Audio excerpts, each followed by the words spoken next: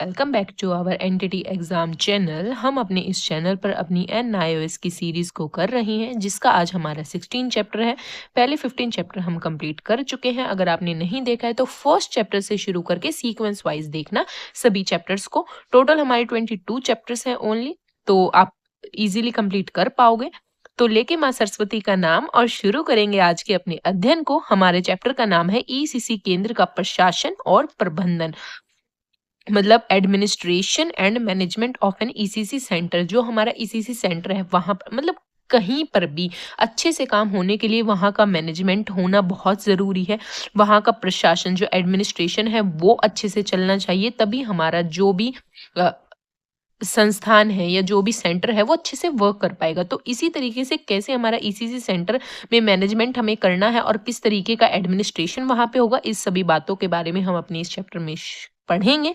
तो शुरू करते हैं। किसी भी संस्थान की सफलता के लिए कुशल प्रबंधन तथा सक्षम प्रशासन की आवश्यकता होती है। प्रबंधन मतलब मैनेजमेंट और प्रशासन मतलब एडमिनिस्ट्रेशन। यहाँ तक कि अपना घर भी अच्छी योजना तथा कुशल प्रबंधन क्षमता के द्वारा ही अच्छी तरीके से चलता है, जो मैंने आपको बात बताई। यदि आप घर के संचालन के तंत्र का विश्लेषण करें तो आपको पता चलेगा कि किसी भी संस्थान के चलने की तरह घर को चलाने के लिए भी एक अच्छे प्रबंधन तंत्र व प्रशासन कुशलता की आवश्यकता होती है। कुशल और प्रशासन में कला और विज्ञान दोनों ही समाहित होती हैं। मतलब जो एडमिनिस्ट्रेशन होता है उसमें art, both art and science दोनों इंक्लूड होती हैं। तो ECC सेंटर को चलाने के लिए हमें अच्छा प्रशासन, अच्छा एडमिनिस्ट्रेशन और अच्छा मैनेजमेंट चाहिए ही चाहिए। एक अच्छा प्रबंधन जो गुड मैनेजमेंट होता है किसी भी संस्थान के दिशा निर्देश मतलब गाइडलाइंस और क्रियाकलापों के संचालन, मतलब जो भी एक्टिविटी हमें करवानी है, एकरूपता बनाए रखता है। ये किसी भी संगठन को संगठनात्मक लक्ष्यों और आवश्यकताओं को प्रभावी ढंग तथा कुशलता से प्राप्त करने में मदद करता है। मतलब जो ऑर्गेनाइजेशन के गोल हैं और जो रिक्वायरमेंट है उनको इफेक्टिवली और एफिशिएंटली हम प्राप्त कर पाए। एक ECC केंद्र को आवश्यक शैक्षणिक वातावरण प्रदान करने के अपने लक्ष्य को प्राप्त करने के लिए अच्छा प्रशासन और प्रबंधन की आवश्यकता होती है, जो बच्चों के समग्र विकास की वृद्धि और सुनिश्चित करता है। वही बात है, बच्चे के होलिस्टिक डेवलपमेंट के लिए ही हम सभी कुछ करते हैं अपने ECC सेंटर में। तो उसी की बात है कि बच्चे का होलिस्टिक डेवलपमेंट हो पाएगा, इसके लिए हमें बेटर एडमिनिस्ट्रेशन और मैनेजमेंट की ज़रूरत है। यही बात घुमा फिरा के बहुत सारी जगह कही गई है, बट हमें मेन मेन पॉइंट्स को करना है। एक ECC केंद्र को सफलतापूर्वक चलाने के लिए सभी सहयोगी को संगठित और सहयोगात्मक तरीके से काम करने की आवश्यकता है। देखो वही सेम बात है, आप खुद से भी पढ़ेंगे ना पोस्ट करके, तो आपको इजीली समझ आ जाएगा, या फिर आपने जो जीरोक्स निकलवा रखी होगी। एक पार्ट में हम ECC केंद्र के संचालन में प्रशासन और प्रबंधन की भूमिका के बारे में विचार करेंगे। साथ ही साथ प्रवेशन, निरीक्षण और मार्गदर्शन में क्या अंतर है तथा केंद्र के संचालन में इनकी क्या भूमिका है, इस पर चर्चा करेंगे। मतलब जो हमारा प्रवेशन मतलब सुपरविजन, निरीक्षण मतलब मॉनिटरिंग और मार्गदर्शक मतलब मेंटोरिंग, इन तीनों के बारे में पढ़ेंगे। ECC केंद्र के कितने प्रकार के अभिलेख, अभिलेख मतलब रिकॉर्ड संरक्षित किए जाने चाहिए। मतलब हमें रिकॉर्ड भी तो रखने होते हैं बहुत सारे, बच्चों के, स्कूल के, इंफ्रास्ट्रक्चर के। यहाँ तक ECC केंद्र का लेखा जोखा तथा उसके वित्तीय अभिलेख मतलब जो फाइनेंस रिकॉर्ड है धन से रिलेटेड के निरीक्षण की भी चर्चा की जाएगी। तो मेन बातें शुरू करते हैं अब हम। प्रशासन तथा प्रबंधन का अर्थ, सबसे पहले हमें एडमिनिस्ट्रेशन और मैनेजमेंट का मीनिंग क्या है उसको क्लियर करना है। प्रशासन का अर्थ, मीनिंग ऑफ एडमिनिस्ट्रेशन, एडमिनिस्ट्रेशन है क्या। प्रशासन का अर्थ, प्रशासन का अर्थ है किसी संगठन का संचालन, मतलब कि रनिंग एंड ऑर्गेनाइजेशन। किसी जो भी संगठन है, जो ऑर्गेनाइजेशन है, उसको चलाना। यह किसी संगठन की गतिविधियां मतलब जो एक्टिविटीज हैं उस संगठन की प्रबंधन मैनेजमेंट करने हेतु नियंत्रण कार्य है, मतलब उस पर कंट्रोल रखता है, इसके अंतर्गत आते हैं। समझ आया होगा कि प्रशासन क्या है, संगठन का संचालन करता है, ऑर्गेनाइजेशन को चलाता है, उसकी एक्टिविटीज को और उस पर कंट्रोल रखता है। तो अब उसके कार्य क्या क्या है, केंद्र के संचालन के लिए कायदे कानून बनाता है, मतलब रूल एंड रेगुलेशन बनाएगा। हमारा जो एडमिनिस्ट्रेशन है कि वहां की व्यवस्था किस तरीके से होगी, क्या क्या रूल्स होंगे स्कूल के। आवश्यकता के अनुसार सहभागियों तथा अपने हित के लिए निर्णय लेना, जो स्टेक होल्डर्स हैं और जो स्कूल के लिए है उसके लिए जो भी उनके बेनिफिट के लिए बातें होंगी उनको निर्णय लेना। केंद्र की विविध गतिविधियों का संचालन करना, जो भी एक्टिविटी होंगी सभी को संभालेगा कौन, हमारा एडमिनिस्ट्रेशन। उपयुक्त स्टाफ का चयन करना, प्रॉपर मतलब रिक्वायर्ड जितना स्टाफ की जरूरत है उतना वो स्कूल में या ईसीसी सेंटर पर प्रोवाइड करना। विभिन्न इकाइयों की गतिविधियों के सफल संचालन तथा निर्धारित लक्ष्यों की प्राप्ति के लिए आवश्यक दिशा निर्देश देना, time to time guidelines provide करना। वरिष्ठ प्रबंधकों तथा कर्मचारियों के बीच समन्वय स्थापित करना, मतलब जो सीनियर मैनेजमेंट्स हैं और जो एम्प्लॉय हैं उनके बीच में जो संबंध होगा वो मधुर होना चाहिए ताकि सब एकजुट होकर काम कर सकें। अब प्रबंधन का अर्थ आपने जान लिया है, प्रशासन का अर्थ आपने जान लिया है। अब हम अपना प्रबंधन का अर्थ समझेंगे, मतलब मैनेजमेंट क्या है। मतलब वर्ड से ही आपको समझ आ रहा है, जो चीजों को मैनेज करके चलेगा, जो भी हमारे एडमिनिस्ट्रेशन ने डिसाइड की होंगे। एडमिनिस्ट्रेशन क्या करता है, रूल एंड रेगुलेशंस बताता है किस तरीके की एक्टिविटीज होंगी, और मैनेजमेंट क्या करेगा, उन चीजों को मैनेज करेगा अच्छे से। किसी भी संस्थान के लक्ष्यों को प्राप्त करने के लिए जो संगठनात्मक तथा समन्वय से संबंधित क्रियाकलाप किए जाते हैं वे प्रबंधन कहलाते हैं। मतलब जो भी ऑर्गेनाइजेशन और कोऑर्डिनेटिंग ऑल एक्टिविटीज को करता है उसको हम प्रबंधक मैनेजमेंट कहते हैं। नीतियों का निर्धारण और क्रियान्वयन, मतलब जो भी नीति बनाई गई हैं उनको क्रियान्वित करना, उनका प्रबंधन करना एवं नीतियां बनाना, संगठन का निर्देश और संस्थाओं के संसाधनों का संस्थान के हित में समुचित उपयोग और नियोजन आदि सारे कार्य समन्वय में समाहित होते हैं। निर्धारित लक्ष्यों की प्राप्ति के लिए संसाधनों का समुचित उपयोग, मतलब रिसोर्सेज को प्रॉपर यूज करना, योजना बनाना, प्लानिंग करना, संयोजन, स्टाफ की व्यवस्था करना, केंद्र के विभिन्न क्रियाकलापों का क्रियान्वयन तथा नियंत्रण आदि सारे प्रबंधन के अंतर्गत आते हैं। मतलब एडमिनिस्ट्रेशन ने तो हमारे बता दिए क्या क्या एक्टिविटी होगी, क्या रूल एंड रेगुलेशन होंगे, उनको मैनेज करने का काम हमारे मैनेजमेंट का होगा कि किस तरीके से मुझे प्लानिंग करके जो भी एडमिनिस्ट्रेशन ने हमें काम दिया है उसको मुझे अच्छे से करना है।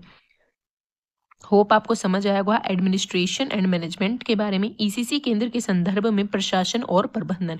अब ईसीसी के कॉन्टेक्स्ट में एडमिनिस्ट्रेशन और मैनेजमेंट क्या है उसको देखते हैं। प्रारंभिक बाल्यावस्था केंद्र के प्रशासन पर ही केंद्र के संचालन और केंद्र द्वारा संचालित सभी सेवाओं के संचालन का उत्तरदायित्व होता है। जो प्रारंभिक बाल्यावस्था है हमारी, उसमें केंद्र के जो प्रशासन है, मतलब जो एडमिनिस्ट्रेटर है ना, उस पर ही हमारा केंद्र के सभी काम डिपेंड होते हैं। एक ईसीसी केंद्र, ये याद रखना इंपॉर्टेंट है यहाँ पे कि किस पे ईसीसी को संचालित करने की सभी सेवाएं का उत्तरदायित्व होता है, तो हमारा प्रशासक मतलब एडमिनिस्ट्रेटर पर होता है। एक ईसीसी केंद्र के संचालन को बिना किसी परिवर्तन के संगठन के नित्य प्रति प्रबंधन संबंधी कार्यों को देखना पड़ता है, जबकि प्रशासक का केंद्र के प्रशासन संबंधी उत्तरदायित्व का निर्वाह करना पड़ता है। प्रबंधन तंत्र लोगों के प्रबंधन तथा कार्य उनके निष्पादन पर ध्यान, ये कुछ इंपॉर्टेंट नहीं है। प्रशासन तथा प्रबंधन मतलब एडमिनिस्ट्रेशन और मैनेजमेंट दोनों की ही मूल कार्य योजना बनाना, संगठनात्मक ढांचा मजबूत बनाना और संस्थान को नियंत्रित तथा सुचारू रूप से संचालित करना है। मतलब हमारी प्लानिंग, ऑर्गेनाइजेशन और नियंत्रण करना, मतलब कंट्रोलिंग, ये तीनों काम हमारे किसके हैं, प्रशासन और प्रबंधन के, एडमिनिस्ट्रेशन के और हमारे मैनेजमेंट के। याद रखेंगे यहाँ पे, मतलब इंपॉर्टेंट है, ये पूछा जा सकता है। किसी भी संस्थान के प्रबंधन के खास तौर पर 3 स्तर होते हैं। कितने स्तर होते हैं, 3 स्तर होते हैं, याद रखना, पूछा जा सकता है। सर्वोच्च स्तर के केंद्र संचालक, मतलब जो टॉप लेवल के हमारे संचालक हैं, जिसमें केंद्र के मालिक शामिल होते हैं, मतलब ओनर ऑफ द सेंटर आएगा इसमें टॉप लेवल में। मध्य स्तर के केंद्र संचालक, मतलब मिडिल लेवल पर हमारा केंद्र का प्रमुख और सहायक शामिल होगा, मतलब सेंटर हेड होगा और हमारा असिस्टेंट होगा। प्राथमिक स्तर के केंद्र में फर्स्ट लेवल पे कौन होगा, केंद्र ईसीसी केंद्र के कर्मचारी और शिक्षक शामिल होंगे, मतलब ईसीसी स्टाफ होगा हमारा और हमारे टीचर्स होंगे। ये तीनों पॉइंट्स आपको याद रखने हैं कि टॉप लेवल पर हमारा कौन आएगा, केंद्र का मालिक आएगा, ओनर ऑफ द सेंटर। मध्य स्तर पर मिडिल लेवल पर कौन आएगा, सेंटर हेड, और असिस्टेंट आएगा हमारा, सहायक आएगा। प्राथमिक स्तर पर फर्स्ट लेवल पर कौन आएगा, ईसीसी स्टाफ आएगा और टीचर आएगा। और 3 स्तर होते हैं, ये यहां से क्वेश्चन आ सकता है। प्रबंधन को 3 श्रेणियों, मतलब जो हमारा प्रबंधन है मैनेजमेंट है उसको 3 श्रेणियों में बांटा गया है, स्वायत्तशासी, लोकतांत्रिक और लेज़र फेयर। यहाँ पे मैंने लिखा है जो हमारा मैनेजमेंट स्टाइल है वो 3 टाइप का है, ये भी इम्पोर्टेंट है। जहाँ-जहाँ से क्वेश्चन उठ के आ सकता है मैंने आपको हर एक चैप्टर्स में बताया भी है। पहला हमारा ऑटोक्रेटिक जिसे स्वायत्तशासी का है, लोकतांत्रिक डेमोक्रेटिक और थर्ड है लेज़र फेयर। ये तीनों आपको याद रखने हैं। इसमें स्वायत्तशासी मतलब ऑटोक्रेटिक श्रेणी का नियंत्रण सबसे ज्यादा है, मतलब जो ऑटोक्रेटिक है इसका मोस्ट कंट्रोल है, ठीक है। और लोकतांत्रिक श्रेणी का नियंत्रण सबसे कम है, मतलब जो लेज़र फेयर है लोकतांत्रिक और लोकतांत्रिक श्रेणी, यहाँ पे लोकतांत्रिक नहीं आएगा, यहाँ पे लेजियस फेयर आएगा। ये गलत लिखा हुआ है यहाँ पे, क्योंकि जब मैंने इंग्लिश की एनओएस पढ़ी थी आपके लिए, क्योंकि मैं दोनों एनओएस पढ़ती हूँ, इंग्लिश की एनओएस पढ़ी थी तो उसमें यहाँ पे लेजियस फेयर था और इंग्लिश को ही करेक्ट माना जाता है, तो यहाँ पे करेक्ट करना लोकतांत्रिक नहीं आएगा। लेजियस फेयर जो श्रेणी है वो लीस्ट कंट्रोल है उसका, ठीक है।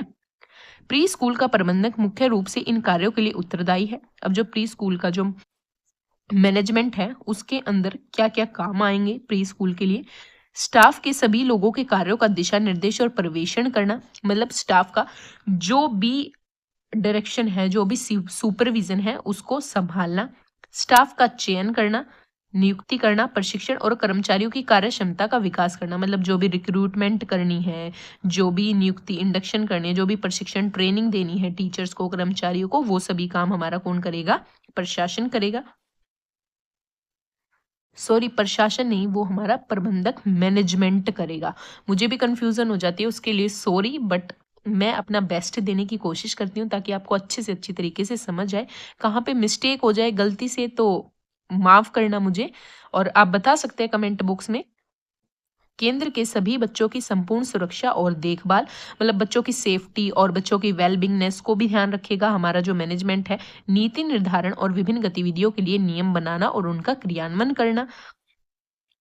पूर्व प्राथमिक विद्यालय के बच्चों की देखभाल से संबंधित सभी विधि विधानों का अनुपालन करना। तो आपको एग्जाम में ये जो पॉइंट्स है ना, ये दे के पूछ सकता है कि ये किसका काम है, तो आपको पता होना चाहिए कि ये हमारा मैनेजमेंट का काम है। सभी प्रकार के अर्थतंत्र का प्रबंधन और सीमित समिति या संचालकों को उनकी सूचना देना, मतलब जो भी हमारा अर्थतंत्र है, जो भी वहां पे चल रहा है, स्टाफ या जो भी हमारी समिति है वहां पे स्टाफ मेंबर्स हैं, उनको किस तरीके से काम करना है उनको सूचना देने का काम भी हमारा मैनेजमेंट का है। विद्यालय का प्रमुख प्रशासक प्रधानाचार्य या केंद्र संचालक होता है। इंपॉर्टेंट है, नोट करेंगे कि हमारे विद्यालय का प्रमुख कौन है, हमारा प्रधानाचार्य मतलब प्रिंसिपल, या केंद्र संचालक या सेंटर हेड, प्रिंसिपल या सेंटर हेड होगा। केंद्र के छोटे बड़े आकार के अनुसार प्रधानाचार्य का एक उप प्रधानाचार्य या सहायक भी हो सकता है। प्रबंधन के लिए एक विद्यालय संचालक समिति मतलब स्कूल बोर्ड ऑफ मैनेजमेंट होती है। प्रबंधन के संचालन के लिए विद्यालय में क्या होता है, विद्यालय संचालन समिति, सामान्यतः जिसमें मालिक या संरक्षक के द्वारा नामित सदस्य, प्रधानाचार्य, शिक्षक प्रतिनिधि, अभिभावक प्रतिनिधि और समुदाय के कुछ सदस्य शामिल होते हैं। तो पूछा जा सकता है कि स्कूल बोर्ड ऑफ जो मैनेजमेंट है, विद्यालय संचालन समिति, उसमें कौन कौन शामिल होता है, यहाँ से क्वेश्चन आ सकता है। तो हमारे समिति के तो हमारे नामित सदस्य, प्रधानाचार्य, शिक्षक, अभिभावक और समुदाय के सदस्य, ये सभी उसमें आ सकते हैं। ईसीसी केंद्र के स्टाफ के सदस्यों की संख्या आवश्यकता अनुसार भिन्न भिन्न होती है, मतलब जो ईसीसी का स्टाफ होगा उसमें जितना बड़ा ईसीसी सेंटर होगा उतनी ज्यादा स्टाफ मेंबर्स की जरूरत होगी, और कम ईसीसी में बच्चे होंगे या जो मैनेजमेंट है वो कम होगा तो कम स्टाफ की जरूरत होगी। तो इसके लिए मानक इस प्रकार है, केंद्र का आकार कितना बड़ा या छोटा है वही बात है, केंद्र के बच्चों की संख्या और उनकी जरूरत, केंद्र द्वारा की जाने वाली अन्य सुविधाएं। दिन प्रतिदिन का प्रबंधन और निरीक्षण प्रधानाचार्य केंद्र के प्रमुख द्वारा किया जाता है। इंपॉर्टेंट है, दिन प्रतिदिन का जो भी प्रबंध और निरीक्षण प्रधानाचार्य सेंटर हेड ऑफ सेंटर द्वारा करता है। ईसीसी केंद्र के निम्नलिखित कर्मचारी होते हैं। प्रधानाचार्य केंद्र प्रमुख जो प्रतिदिन के प्रबंधन या निरीक्षण का कार्य करेगा, मतलब जो हमारा हेड होगा या जो हमारा प्रिंसिपल होगा वो क्या करेगा, प्रबंधन और निरीक्षण का काम करेगा। ईसीसी केंद्र के स्टाफ के अंतर्गत स्टाफ में कौन कौन होगा, ईसीसी में शिक्षक, सहायक शिक्षक और शिक्षण सहायक सामग्री आती हैं। अन्य कर्मचारियों के अंतर्गत लेखा जोखा संबंधी कर्मचारी, मतलब जो अकाउंटिंग और मानव संसाधन संबंधी ह्यूमन रिसोर्स अनुरक्षण कार्य देखने वाले और यातायात व्यवस्था संभालने वाले कर्मचारी आते हैं। ये दो इंपॉर्टेंट क्या पॉइंट है। प्रधानाचार्य प्रमुख दिन प्रतिदिन के प्रबंधन और निरीक्षण करेगा। ईसीसी केंद्र के स्टाफ के अंतर्गत मुख्य शिक्षक, सहायक और शिक्षण सहायक सामग्री आएगी। अब हम ईसीसी केंद्र के संदर्भ में प्रवेशन, मार्गदर्शन और निरीक्षण के बारे में पढ़ेंगे। हमारा प्रवेक्षण क्या होगा? सुपरविजन। मार्गदर्शन मेंटोरिंग और निरीक्षण होगा मॉनिटरिंग। ये दोनों थोड़े सिमिलर्स हैं बट इनके काम अलग अलग हैं, वो हम अब नीचे डिटेल में देखेंगे। सभी बच्चों के समान रूप से सीखने के अवसर प्राप्त करने का अधिकार है ताकि उनकी क्षमताओं का पूर्ण विकास हो सके। यह आवश्यक है कि समस्त स्टाफ उन बच्चों की क्षमताओं को समझे और आवश्यकता अनुसार उन्हें सीखने के लिए परामर्श तथा सहयोग प्रदान करे। प्रवेशन, मार्गदर्शन, निरीक्षण तथा समावेशी ईसीसी केंद्र की सेवाओं की गुणवत्ता को बनाए रखना तथा बढ़ावा देने के आवश्यक घटक हैं। ये तीनों इंपॉर्टेंट घटक हैं। अब पूछा जा सकता है कि ईसीसी केंद्र के इंपॉर्टेंट घटक कौन कौन से हैं? तो प्रवेशन, मार्गदर्शन और निरीक्षण है। ईसीसी केंद्र के प्रवेशन और निरीक्षण मतलब जो मेंटोरिंग और सुपरविजन है कि महत्व को समझते हुए राष्ट्रीय प्रारंभिक बाल्यावस्था देखभाल शिक्षा नीति 2013 थी द्वारा ईसीसी कार्यक्रमों में इस पक्ष की सुदृढ़ता पर जोर दिया गया। मतलब बोला कि ईसीसी सेंटर जहां पर होंगे वहां पे अच्छे से सुपरविजन होना चाहिए, मेंटोरिंग होनी चाहिए जिसमें कार्य एवं परिणाम तथा ईसीसी की गुणवत्ता के संकेतों का निरीक्षण एक व्यवस्थित निरीक्षण ढांचे के अनुसार कार्य करेगा। मतलब एक मैनेजमेंट होना चाहिए सुपरविजन और मॉनिटरिंग का। मुख्य शिक्षक जो ईसीसी केंद्र के प्रवेशन, निरीक्षण और पारदर्शिता की भूमिका निभाते हैं। अब जो हमारा प्रिंसिपल है या हेड ऑफ सेंटर है वो इन तीनों की भूमिका निभाएगा, प्रवेशनकर्ता की, निरीक्षण की और परामर्शदाता की। यहाँ से क्वेश्चन पूछा जा सकता है कि जो कौन ऐसा व्यक्ति है जो स्कूल में प्रवेशन, निरीक्षण और परामर्शदाता तीनों की भूमिका निभा सकता है? तो मुख्य शिक्षक होगा, प्रिंसिपल या हेड ऑफ सेंटर। अब हम पढ़ते हैं हमारा प्रवेशन है क्या। प्रवेशन ईसीसी केंद्र के स्टाफ के कामों की देखरेख करता है। मतलब जो सुपरविजन है वो जो हमारा स्टाफ है उसके क्या क्या काम है उनकी देखरेख हमारा सुपरविजन करेगा, जिसमें शिक्षण विधियों के लाभ हानि पर विचार कर समस्याओं से बचने के लिए उपयुक्त तकनीक का प्रयोग किया जाता है। आपको इन लाइनों को थोड़ा अपने माइंड में सेट करना है, 2-3 बार पढ़ोगे तो ये लाइन आपके माइंड में सेट हो जाएंगी क्योंकि सभी थोड़ा थोड़ा सिमिलर ही है। सबका काम क्या है? मैनेजमेंट करना, देख रेख करना। तो बट थोड़ा थोड़ा माइन्यूट डिफरेंस है, तो आप बार बार इन चीजों को देखेंगे तब आपके माइंड में सेट होगा। या यह दो या दो से अधिक व्यक्तियों के बीच अंतःक्रिया जिसमें प्रक्रिया और स्थितियों का एकीकरण है। मतलब दो व्यक्तियों के बीच मतलब इंटरेक्शन को मैनेज करता है और शिक्षण विधियों के लाभ हानि पर विचार करता है कि जो मेरिट और डीमेरिट्स हैं, अगर हम जो भी टेक्निक यूज करेंगे तो उसके क्या रहेंगे और उसका आउटकम क्या रहेगा, उन चीजों को सुपरविजन देखता है। स्टाफ के कामों को बेसिकली हमारा ईसीसी के कौन देखता है? सुपरविजन देखता है। अब बेनिफिट क्या है हमारे सुपरविजन के? प्रवेशन द्वारा शिक्षक के ज्ञान और कौशल में यदि कोई कमी है तो उसे सीखने के अवसर प्राप्त होते हैं। मतलब जो सुपरविजन है वो ये होता है ना, आपने सुना भी होगा आपके टाइम में कि आज सुपरवाइजर आ रहा है तो सारे टीचर्स बच्चों की कॉपियां निकलवा लेते हैं। आपको याद भी होगा हमारे टाइम पे तो ये ऐसा हुआ था कि सभी बच्चों को कॉपी लेके आनी है, प्रॉपर ड्रेस पहननी है, आगे वो वाले बच्चे बैठेंगे। तो वो किस टाइम होता था? जब बाहर से कोई सुपरवाइजर आता था तो जो वो क्या होता था? वो सुपरविजन करता था, सुपरवाइजर की भूमिका निभाकर। तो उससे क्या होगा कि शिक्षक को अपने ज्ञान और कौशल के बारे में, कमियों के बारे में पता चलेगा, उन्हें वह सुधार पाएगा। प्रवेशन वास्तविकताओं और चुनौतियों को समझने में मदद करता है तथा एक अच्छा प्रवेशन करता समस्या के समाधान के तरीके भी बताता है। अगर क्लासरूम में कोई उसे सुपरवाइजर को गड़बड़ दिखती है तो वो बताता भी है, टीचर को भी बताता है कि किस तरीके से उसे ठीक कर सकते हैं। प्रवेशन द्वारा इसी शिक्षक को बेहतर प्रदर्शन की प्रेरणा मिलती है कि किस तरीके से उसे अपनी क्लास को रिप्रेजेंट करना है, किस तरीके से काम करना। आपने देखा उस टाइम सारे टीचर्स अलर्ट हो जाते, सारे अच्छे अच्छे तरीके से काम करते हैं, फिर चाहे पूरे साल वो ऐसे ही मतलब करते रहें अपना काम। प्रवेशन समूह निर्माण करने में सहायता करता है, मतलब ग्रुप फॉर्म करने में हेल्प करता है। प्रवेशन शिक्षकों को एक नए दिशा निर्देश तथा सूचनाओं की जानकारी हासिल करने में मदद करता है। प्रवेशन द्वारा शिक्षक स्वयं को समुदाय से बेहतर ढंग से जोड़ पाते हैं, मतलब रिलेट बेटर टू कम्युनिटी कर पाते हैं जो हमारे टीचर्स होते हैं। अब आपने नोटिस किया होगा कि इस सुपरविजन में मेन फोकस हमारा टीचर पर ही है, सब में कि टीचर किस तरीके से बेटर बन सकते हैं। तो इस पॉइंट को आप अपने माइंड में रख सकते हैं कि सुपरविजन से बेटर फोकस किस पे होता है? हमारे टीचर पे होता है। पर्यवेक्षण के उद्देश्य और कारण क्या है, अब उसका पर्पस क्या है, क्यों हम सुपरविजन करते हैं और उसका रीजन क्या है। शिक्षण अधिगम सामग्री की उपलब्धता की जांच करना कि जो हमारी टीचिंग लर्निंग मटेरियल है वो कितना अवेलेबल है और किस तरीके से है। प्रयोग में लाए जा रहे शिक्षण अधिगम सामग्री की उपयुक्तता हेतु प्रदर्शन करना, मतलब वो कितनी उपयुक्त है हमारी क्लासरूम के लिए। स्कूल के वातावरण से संबंधित परामर्श देना कि स्कूल में कैसा किस तरीके का एनवायरनमेंट चल रहा है। पाठ्यचर्या में परिवर्तन तथा नवीन खोजों को आगे बढ़ाना, जो सुपरविजन है वही तो सुपरवाइज करते हैं कि किस तरीके से हमारे क्लासरूम में या पाठ्यचर्या में हमें चेंज करने की जरूरत है। शिक्षकों के प्रदर्शन पर अपनी प्रतिपुष्टि देना कि शिक्षक किस तरीके से परफॉर्म कर रहे हैं, उस पर फीडबैक कौन देता है, हमारा सुपरवाइजर देता है। स्टाफ के विकास की आवश्यकताओं को पहचानना कि स्टाफ में क्या क्या और चीजों की जरूरत है। गुणवत्ता सुनिश्चित करने के लिए जांच करना। शिक्षकों की नैतिकता एवं प्रेरणा सुनिश्चित करना। शिक्षकों को व्यावसायिक सहायता व निर्देश प्रदान करना। आपने मेन फोकस देखा कि हमारा मेन फोकस किस पे है, टीचर पे है, तो एग्जाम में क्वेश्चन आएगा तो रिलेट कर लेना। निरीक्षण, मॉनिटरिंग क्या है। अब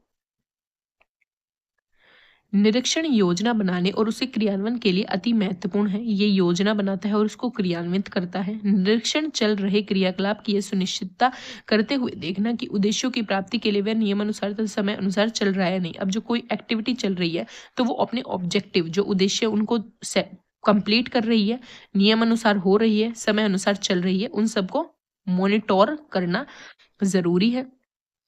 अब निरीक्षण द्वारा प्राप्त जानकारी निम्नलिखित में सहायक अब किस में हेल्पफुल है। हमारी जो मॉनिटरिंग करते हैं, हम निरीक्षण करते हैं, मतलब देख रेख करते हैं काम अच्छे से हो रहा है नहीं हो रहा।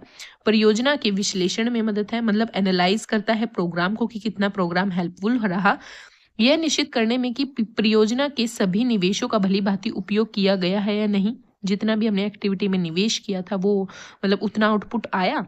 परियोजना में आने वाली समस्या को समझने तथा समाधान ढूंढने में कि नेक्स्ट टाइम अगर हम करेंगे तो ये प्रॉब्लम जो अब आई है वो फिर ना आए। यह सुनिश्चित करने के लिए कि सभी क्रियाकलाप सही लोगों द्वारा सही समय पर किए जा रहे हैं। जो भी एक्टिविटीज हमने क्रियाकलाप किए हैं वो सभी लोगों तक सही समय पर पहुंच रहे हैं नहीं। कार्यक्रम की सफलता हेतु जो भी हमने एक्टिविटी या प्रोग्राम रखा है उसकी सफलता हेतु लगातार प्रवेशन तथा निरीक्षण समावेशी ईसीसी व्यवस्था का एक महत्वपूर्ण घटक है। किसी भी काम को बेहतर करने के लिए और इन फ्यूचर और बेटर करने के लिए हमें निरीक्षण मॉनिटरिंग इंपॉर्टेंट है। अब हम पढ़ेंगे परामर्श और मार्गदर्शक, मतलब मेंटोरिंग। मेंटोर कौन होता है, जैसे आपके भी कोई मेंटोर होता है। पढ़ते हैं क्या लिखा हुआ है हमारे एनएस में। एक बार प्रवेशन व मार्गदर्शन को समान अर्थ के रूप में प्रयोग कर लिया जाता है, मतलब प्रवेशन मतलब सुपरविजन और मार्गदर्शन मतलब मेंटोरिंग को समान अर्थ मतलब सिनोनिमसली यूज कर लिया जाता है, किंतु वस्तुतः ये भिन्न है पर दोनों अलग अलग हैं। परामर्श या मार्गदर्शन बच्चों तथा शिक्षकों के बीच लाभ प्राप्त करने हेतु एक परस्पर सहभागिता है, मतलब दोनों का रोल, तो जो परामर्श है और जो मार्गदर्शन है दोनों का मेन रोल क्या है कि बच्चे का हित हो, बच्चे को बेनिफिट हो। बट यह प्रोत्साहित सकारात्मक टिप्पणी, खुलेपन, परस्पर विश्वास, सम्मान तथा साझा करने की इच्छा पर आधारित है।